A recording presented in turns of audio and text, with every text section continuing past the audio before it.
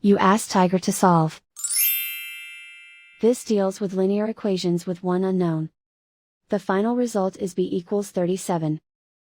Let's solve it step by step. Group all constants on the right side of the equation.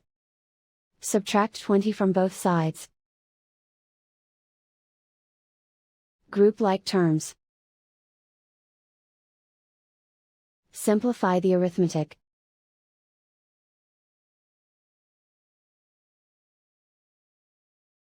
Convert the b into a positive number. Multiply both sides by -1.